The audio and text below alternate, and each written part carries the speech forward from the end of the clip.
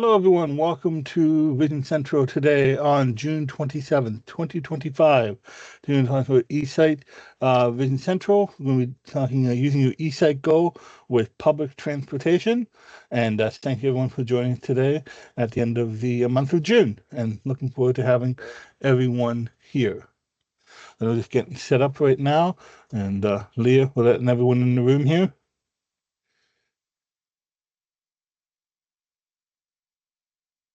Is everything good, Leah? Oh, yeah, I'm sorry. Yes. Good. All right, Yes. just want to make sure. All right, so we're going to start here with the eSight Vision Central. And so the agenda, we're going to do some introduction and housekeeping. And it's going to discuss the eSight Go MSRP. And then we're going to talk about candidates for eSight Go, generalization of who would be a good candidate for eSight Go. And then discuss our topic this month, which is using eSight Go with public transportation. Introduction. So this is live, so things might happen. To raise your hand at the end of the meeting, you can press Control Shift and K on the PC or Command Shift and K on a Mac. And this session should be about only 30 to 45 minutes. So the eSight Go MSRP, the MSRP of the eSight Go is as follows. In the US, the eSight Go is selling for $4,950, and in Canada, it's for $6,600. The candidates for eSight Go, this is general kind of guidelines for someone who's a candidate. As coaches, we are not we were trained on screening and discussing whether eSight Go is the right product for someone. I'd recommend if you have a question about someone's candidacy for the eSight Go, calling in directly. But here's some general guidelines for someone who would be a good candidate for eSight Go. So someone with an acuity of 2080 to 2600, and eSight Go is designed for those with central vision loss, and we recommend that there is some functional peripheral vision. eSight Go can assist a variety of visual conditions, but conditions that affect peripheral vision, such as glaucoma and retinitis pigmentosa, can be a bit more challenging to assist. So conditions where the central blind spot, like macular degeneration, Stargardt, eSight Go is very good for assisting with that. Other conditions like glaucoma and so forth, where there is some loss of peripheral vision, it's a bit hit or miss depending on the individual. So I just want to put that out there so people are aware. All right, so our topic this month is going to be using the eSight Go with public transportation, and we've got a number of little topics we're going to discuss. And the first is talking about pedestrian walking and sign reading with Richard. And so, Richard, you take it away on your topic, please.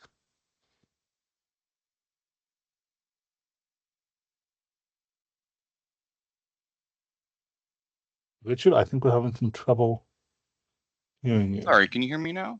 Yes. Oh, thank you. My apologies. We are having a little bit of technical issues on this end. Had a little bit of camera issues, but yeah, so we are going to be basically talking about how to get to where you might be going to get to your bus stop or your airport, train station, whatever it may be. Now, before I get started, I want to remind everybody of some real simple controls that we are going to be using a lot when you're walking, because they can come in really handy. So everyone remember that a long press on your mode button is going to be that quick reset. That comes in handy when you're trying to restore your field of view and you're looking around and zooming in and out. So remember that quick reset. Another one of those, just quick little things like that is remember that your long press on your menu is going to do a freeze. Now that is going to come handy once we start talking about looking at signs and viewing things at a distance. If for some reason, you kind of need to keep it a little more steady or just get a little bit better look. So that's a couple little things just to kind of keep in mind as we get started. Now, when you're walking with eSight, there's a couple main kind of techniques, right? There is absolutely nothing wrong with wearing your eSight while you're walking. It's made to be able to do that. What you want to do is use your peripheral vision as your primary navigation kind of sight, and then looking up through your eSight as you need that detail and as you want to, see that stuff at a distance. And so that's fine.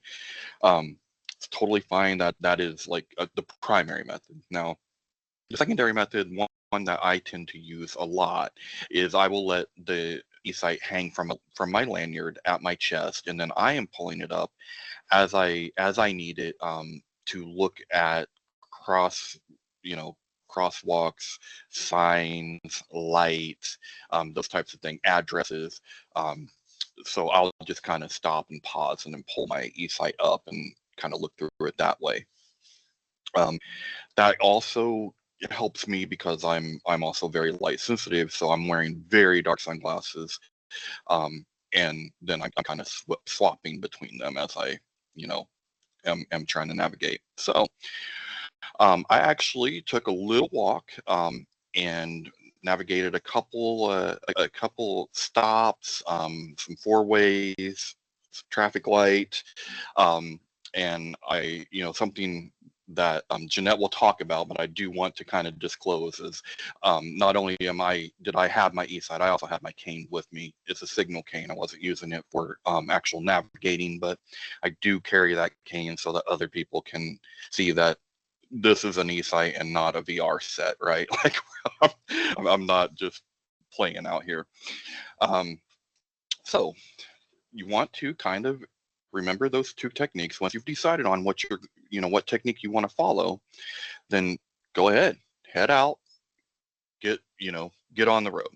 So for me, I kind of went out, got on my sidewalk, and I'm pretty used to my neighborhood. I know my sidewalk pretty well.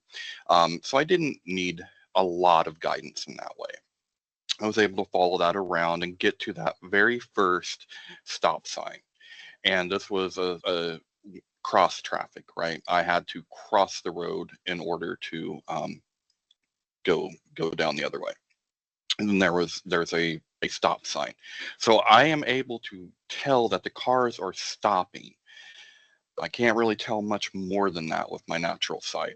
So that is where I pop the eSight on, and I'm zooming in, and I'm just kind of getting a good look, right? I'm looking right, left. I'm kind of trying to zoom in.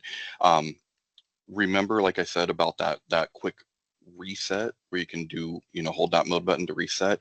That's going to come in real handy, because if you're zoomed in and you're trying to look at a car because you're trying to see if it's waving you on or not, if you need to quickly reset and then look the other way, hey, is that car waving me on too? I don't want miscommunication here, right? We don't want to end up froggered. But that's a way to quickly reset and then quickly zoom in and rezoom and then look at the other car to make sure that everything is okay. At that point, you're good, right? I mean, you're going to follow your basic mobility techniques that you learned in mobility training, but we're just adding another aspect to it. We're just adding an eSight, which is going to let you see a little bit more. Okay. Once you get that far, the next leg of my journey was I was heading to a four-way stop. Well, that's going to present a few more challenges, right? Because now not only do I have to see the cars when they stop, but I also need to kind of have an idea of when they got there, or who, what the order is going. Because once I know that, I can use that car or that traffic as a barrier, right? So when the car next to me is going straight, I'm going straight, I can go, right? But I have to know what order that is. So before I even get there, I'm zooming in, and I'm using some distance. This is what I would consider distance viewing, because I'm pretty far away. I'm zoomed in pretty decent because I want to see what are the cars there, how are they, what is the turns they're taking so that I can be prepared when I get there.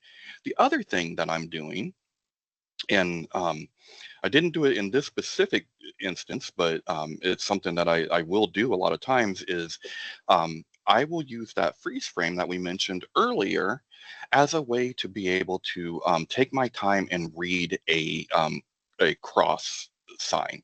So when, like when the roads are intersecting, and you got those two like green signs or whatever, I will use that to kind of read the road signs. It's really helpful. So that way you know what you're crossing.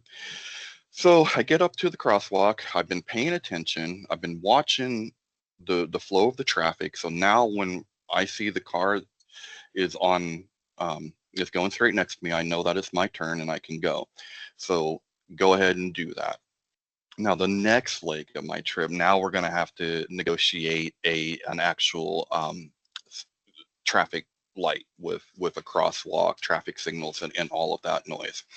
So once again, before I get up there, well before, I am using the distance vision, that functionality of the eSight way before I ever get close, because once again, I'm trying to see the traffic signal. I don't necessarily have to see that it's a green light or a red light, but if I can tell which one of those looks different or more lit than the other, then I know which one it is, right? If it's at the top, I know it's a red light. Bottom, it's green. Or if you one of them weird cities that do it sideways, vice versa. So use those context clues to also help you as you're being mobile, as you're walking. So now I kind of know the flow of the traffic before I've gotten up to that crosswalk. Once I get up there, I'm trying to make sure that where is the lines, right? Like where is the crosswalk? Because I don't want to jaywalk, so I'm trying to find that. Then I'm looking to the side to see, do I have a walk sign? If I do have a walk sign, or if I've been able to locate that, what does it say? Do I got the red arrow? Do I got the walk? Now, because most, everyone that's using eSight does still have some of your sight, another tool that you can use to help you find these, to help you find the light, to help you find the walk sign, because we're zoomed in and we got a smaller field of view. On your remote, the upper left-hand button is going to be called the finder. When you hold it in, it knocks your eSight out of magnification. So let's say that you've walked up to that stoplight.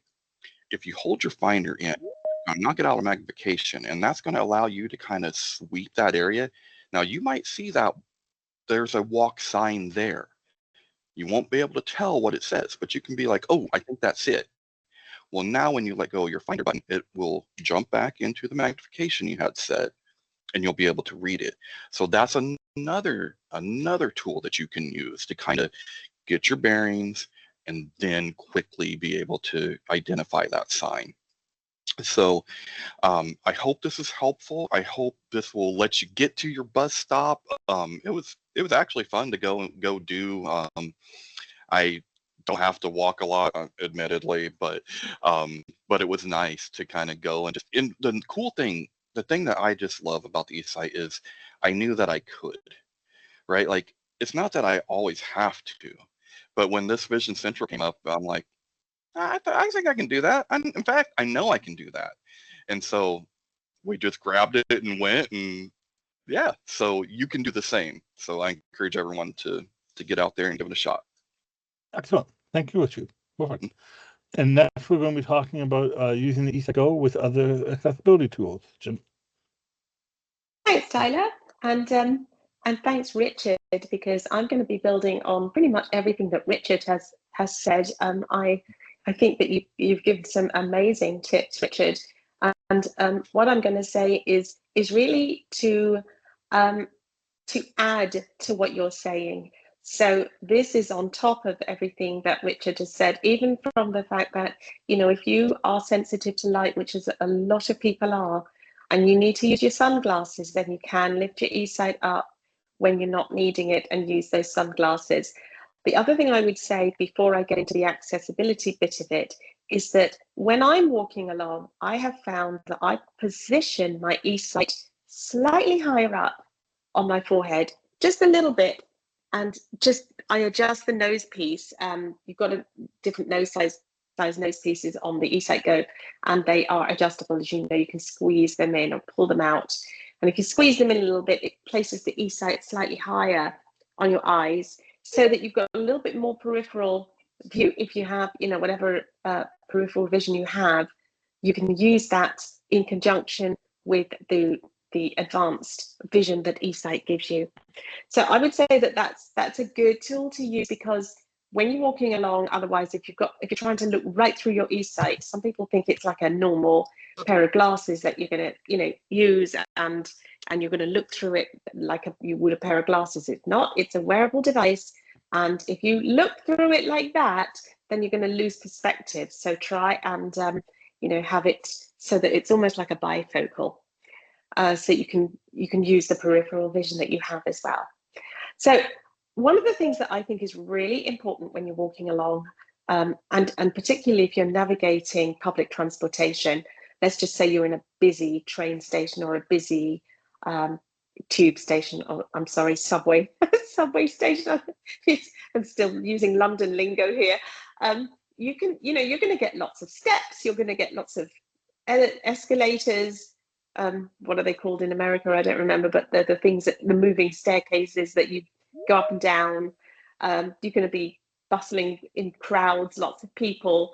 And so I would say, if you use a service dog, a guide dog, many people with very good eyesight, but they're legally blind, and they use guide dogs because there are certain conditions in which, you know, either the light is too blurry for them and they can't see, or they're walking at night and they have nighttime blindness, or whatever other reason.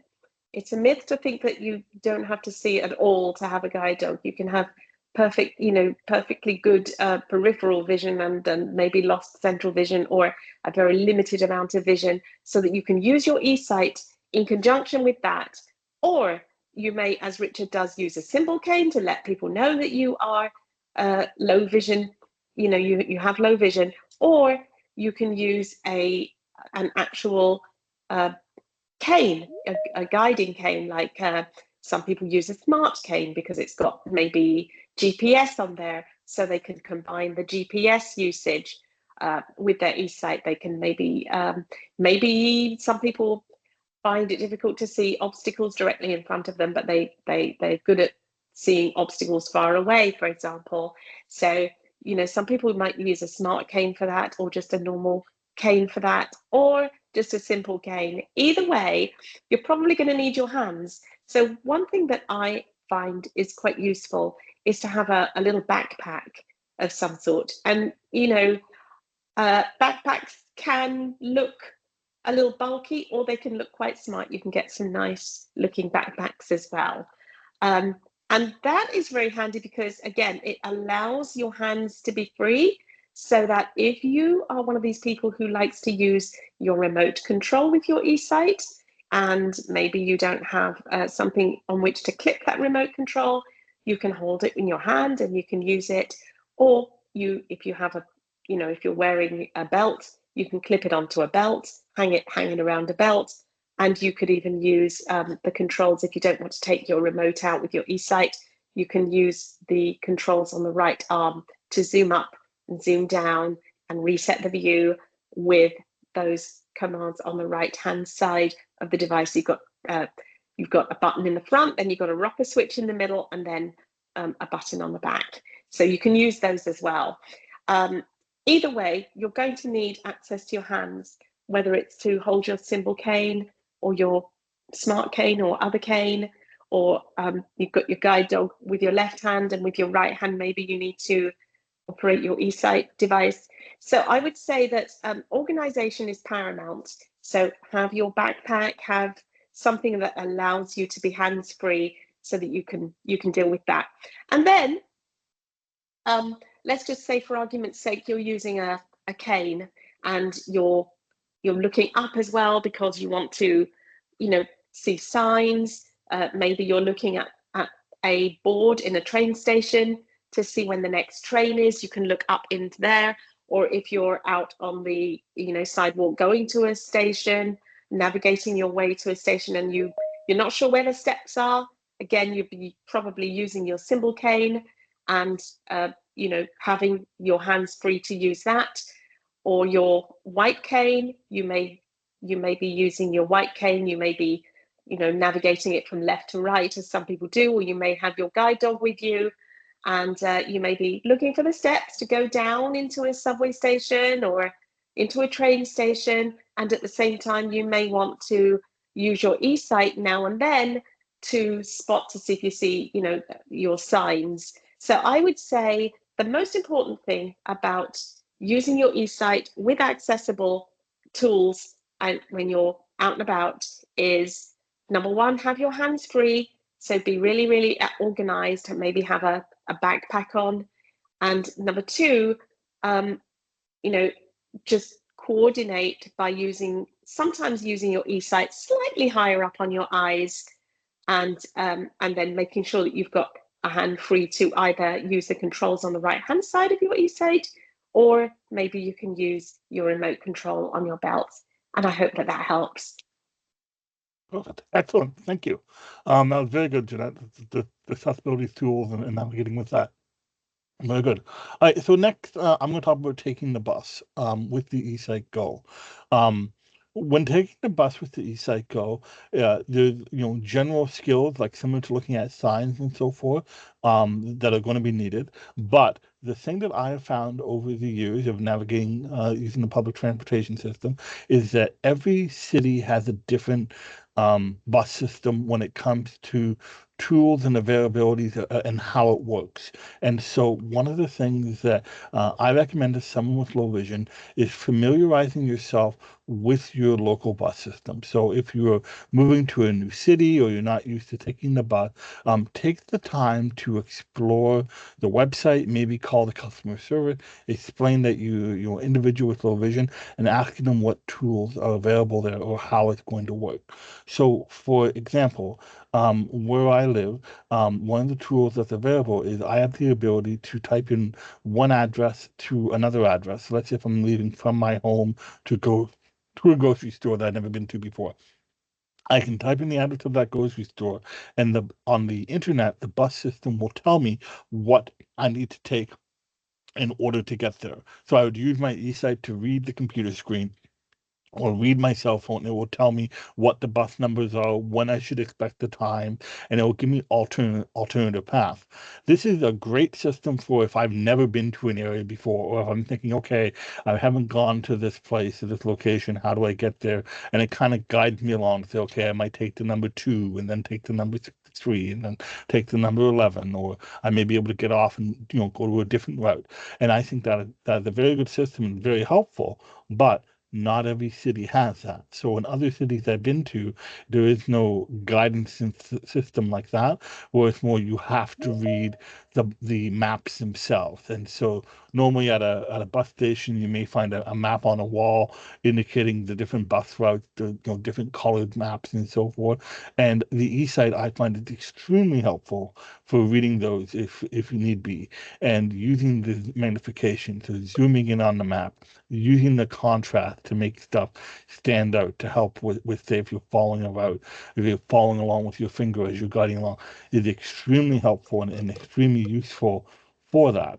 But it takes practice and it takes time to be able to read a bus map or to be comfortable with the route. So what I recommend when using a bus transportation with the eSight is that familiarize yourself with the bus system and familiarize yourself with where you're trying to go.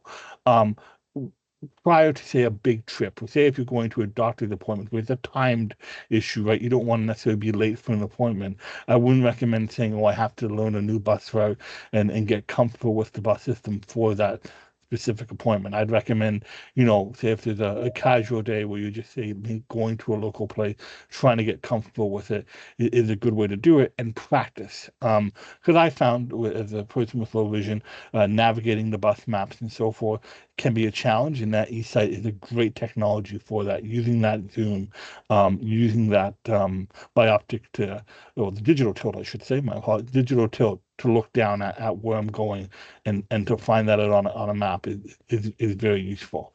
So every city is going to have a different a different navigation thing. And so just I recommend learning that, and that's something to be aware of, and then using your eSight to find that. Now, when running the bus itself, one of the things that also, depending on where you are and how it works, is that the bus system may be different. For me, how it's worked for me, I'm my the buses that I've ridden always call out where the next stop is going to be. So there's normally a little sign above the entrance of the bus, and maybe there's a sign halfway up the length of the bus indicating what the next intersection or the next stop is going to be. So when you're riding the bus, you want to position yourself so that you can use your eSight to zoom in comfortably and look up at that sign. So you can zoom in, add that contrast, and make that sign stand out, and you can see it well. So, you don't want to say necessarily sit at the very back of the bus, for example, and you might find that you're not close enough to a sign to read it. Or if you sit at the very front of the bus, you might be, say, straining your neck to look up and aim the camera of the eSight at that sign. So you may want to experiment a little bit with the positioning of where you're seated. Now, of a lot of buses I've been on, they have a designated spot for those with disabilities. So if they have mobility issues, or they may have a guide dog, or they have low vision, there's a white cane and so forth. So if those they're available getting on a bus, I probably would recommend starting to sit and go from there. I did have an interesting situation here where I live, where they did change the seating at the front of the bus. How it used to work before, there'd be a little switch to lower 3 seats down, kind of like in a row where they were all connected. They could easily flip up and down for those that were in a wheelchair. On the newer buses, they were more spring-loaded, and individual seats would just be lowered down. So you just put your hand on the seat and lower that down. When I first went on that type of bus with the eSight, I was using my eSight to look for the button and the switch to press to lower the row of seats, and I couldn't find it. And then I used the eSight to actually, seat to seat with individually, I could lower that and sit there. So just, sometimes just be aware too, depending on the bus model that you're getting on, it might be a different setup. Where I live, there's 3 different bus types at the front where the seating is for those that have disabilities, and that's something I've always used the eSight to navigate with, and something to be aware of. Now, when you're on the bus, besides reading the sign, if the bus system has it enabled, they may have an audio cue reading out what the intersection is as well. And so just be aware that if your bus system has that, and that's kind of the prep, right, going into you're riding the bus, and you're aboard a bus and the audio cue isn't turned on, you can always politely ask the driver if they could turn it on for you, and that should help you. Now, one of the great things, so say you're prepared, you're on the bus, you can see, navigate the seat, navigate the system. One of the thrills I had with the eSight, it was being on a bus, knowing where I'm going from point A to point B, but then being able to use the eSight to look outside the window and see what the other stuff is. What I have found with full vision is that if I'm riding the bus, I don't necessarily know without eSight, or being able to see what the different shops are, what the different areas are. And I have been able to do a number of discoveries where I've been riding along a route with a destination in mind, saying I'm going from point A to point B, which might be a mall. And then on that way to the mall, I might find out, oh, there's a different store that I haven't been to before. There might be, for myself, a video game store, or there might be, a hobby shop that I didn't know that was on the way that I wasn't specifically looking for it. But using that eSight to see out the window and watch what's going on, I think is a thrill. And I always find that when I am doing new routes, once I'm comfortable with where I'm going and where my destination is, I can kind of use the eSight to look for reminders, landmarks, to go, okay, my bus stop's going to come up after I go past this certain grocery store. And so I'm using the audio cues, I'm using the visual cue, and I'm using any cues outside the bus. Or I can say going along with the bus, recognize there's a different store I haven't seen before, but that might be interesting. The next time I go on that route, I'll know, okay, I can look for that store, get off the bus. And then once I'm off the bus, I'm using the eSight using the skills that Richard spoke about, sign reading, walking, looking around to navigate. And I find that, taking the bus with the eSight very adventurous and very enjoyable for me for the fact that I can see at that distance, see using the contrast and the zoom and find my way not only on the bus where I want to go, but being able to see outside that bus and being able to be very independent of, changing my route as I go and being able to navigate the city that way. So those are just skills that I want to pass on for using the eSight Go with public transportation. I hope that was helpful. Next, we're going to be talking about just navigating the train with Cosmo. Yeah, I've had the opportunity to take a couple of train trips in the last couple of years, and navigating the train station, uh, and this applies to airports too, finding the signs. And one feature that is helpful on the eSight is the freeze mode. Um, whether you're at a restaurant where there's an overhead menu, or you're trying to find what terminal to go to, or where your particular train will be departing, um, you can push the freeze frame button, which is the rearmost button.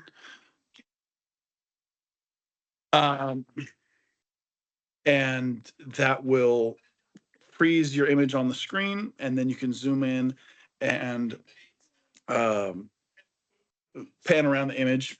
And that's useful because if you're trying to look at a sign, whether it's an overhead menu or uh, kiosk, you might be at a difficult angle and they're often lit, and that can be challenging for the camera. So it's helpful to get in front of it, take a freeze frame, and then you can step back and take your time and not feel rushed and not be trying to make sure you're dealing with the right angle and the glare and all that stuff. Um, the tilt feature is real helpful in these situations. Uh, I like to kind of tilt my head back a little bit, and then I can navigate with my naked eyes. Right now I'm looking at you guys with my naked eyes. My eSight camera is tilted down. It tilts down all the way up to 12 degrees, and I'm down at tilt -2 right now. So my camera, if it was at 0, would be pointing up towards my ceiling, but it's pointing at you, and I'm able to look underneath the camera with my naked eyes. And so that's how you want to navigate. You want to navigate with your naked eyes however you normally would, and then use the eSight to spot stuff. So when I'm walking around being mobile, I have my nose piece pinched down a little bit, and I have it as high up on my nose as it'll go.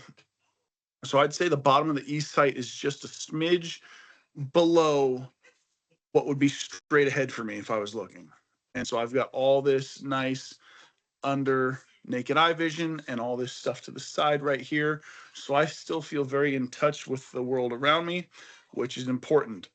And so as I'm walking around, I've got my eSight tilted down a little bit, but I'm looking here, and okay, now I need to find where to line up to get on the train. And it's just easier than having to go like this or move my head up and down. And if I do need to have the eSight look up, I can just reset my view, and that puts it back to tilt 0. Um, and finding the right car. When I have taken the train, I have done business class, and that means I need to board a specific car. And they say, oh, yeah, do car number 3. Without my eSight, I can't see which one that is. So just the fact that you've got all this nice peripheral vision makes it easy to uh, I could not walk onto a train and navigate my way to my seat if I were wearing one of the VR style headsets. Not possible. With this, I can. With this, I can reach over and get my drink, and hand-eye coordination is still possible. You don't want to be staring through the camera when you are trying to do hand-eye coordination, because it can throw you off a little bit. And the trains, as long as they're not moving too fast, you can definitely look out the window and enjoy the scenery. If it is really moving, if you're on a Japanese bullet train or something, then that could give you some motion sickness. But on the typical trains I've been on, looking out at the distances, no big deal. And going through any kind of security. I went to a baseball game last week, and for the first time, the security asked me some questions. Usually they just let me right through once I say it's a medical device. And as I'm walking up, one lady says, "Hey, you can't take that hard case in the stadium." I said, "It's a medical device." And she said, "Oh, okay, let me in." And then when I went through the metal detector, the guy says, "Oh, you can't take this inside. It's a medical device." And they, as soon as you say that, they have to let you in. So don't be wary about taking your eSight to places. I like to have the eSight website pulled up on my phone just in case, so I can show them it's a low vision device. And for the train, I do bring my hard case. Typically, the eSight Go is pretty darn rugged. So when I went to the baseball game, I just put this in my pocket. But for something like the train, I will bring the hard case that it came in just to help make sure it doesn't get squished. Okay. Sounds good. Thank you, Carmel. That's very useful. And that's going to talk about navigating the airport with Leah. Hey, thank you. All right, so I'm going to talk a little bit about this, and then I have a short little video that Tyler will play. So with airports, your best friend is going to be gate assistance. And that's where somebody meets you at your boarding location, or where you check in for, if you check your bag or get your boarding pass, that kind of thing. And then they can lead you through the airport to your gate. And then you can early board, and you can also ask for the person where they scan your boarding pass to assist you onto the plane and to find your seat for you. So that's a really great thing. The second best thing I have found is when they bring you a wheelchair, take advantage of that. Forget pride, forget whatever else of I don't need it. Take advantage of it, because it's actually pretty nice, especially if you have a very long distance to walk through, if you have several terminals that you have to travel through and everything. These guys that lead you around, that do the gate assistance, they know where they're going. So it's very easy just to sit down, wear your eSight, and let them take over, and then you can like look around and see what's around you. Granted, if you're just starting out and you see a restaurant, it's not really going to help you when you get to your terminal, if it's, or your gate, if it's like a terminal or so away, but you can at least get some sort of idea of the layout while you are being pushed in a wheelchair, without having to worry about where you're going, running into people. Let the other person deal with that. It's just like getting a ride with Lyft or Uber. You're letting somebody else deal with the navigation part of it. And then once you get to your gate, if you're sitting there and you want to go someplace like the bathroom or get something to eat, that kind of thing, then Tyler, you can go ahead and play the video. I've got the video for that. Sure. Mm-hmm.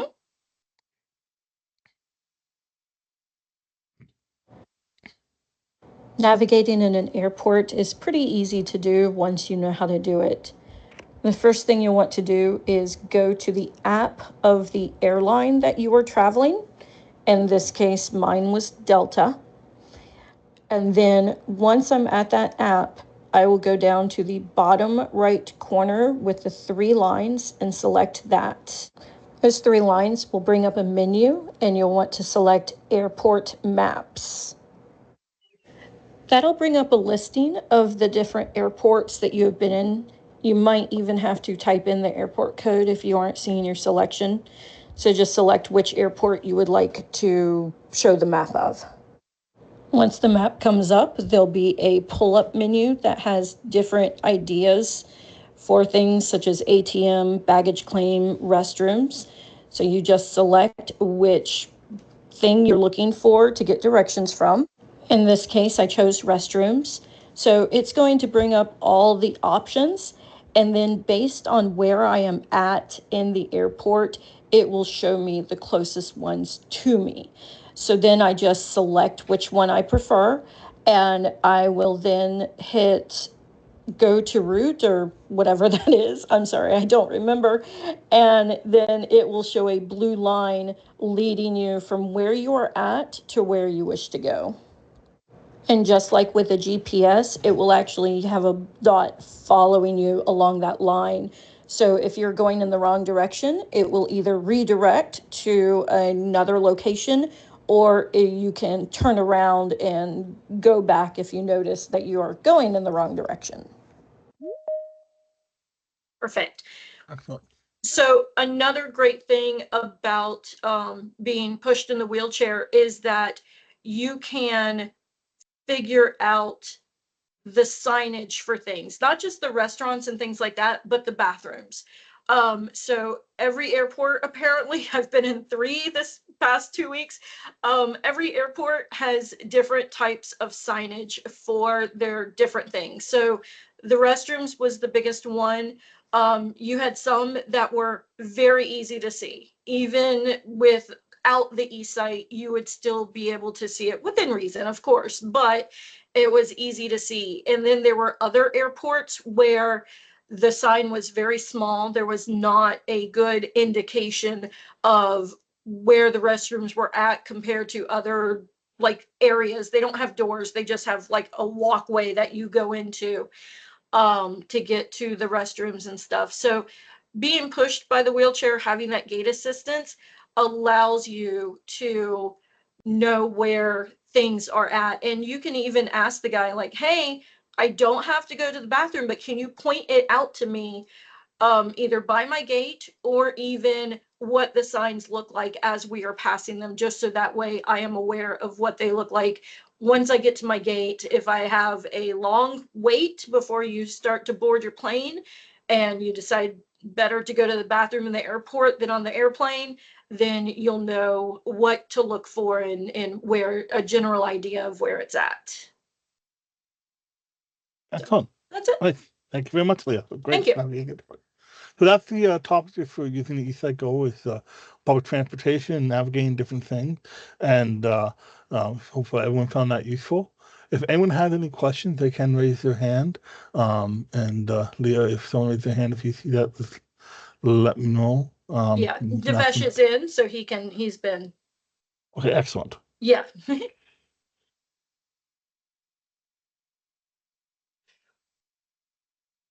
Don't notice anybody with their hand raised yet. That's okay if we have no questions. If someone does have any questions, they can always reach out, speak to speak to an eSight coach or just general questions. Call in. Happy to discuss that topic with anyone. And hope everyone enjoyed the eSight, using the eSight Go with public transportation. And I'm looking forward to seeing everyone next month at our Vision Central. Thank you very much, everyone, and I hope everyone has a good rest of the summer month, July. Have a good day.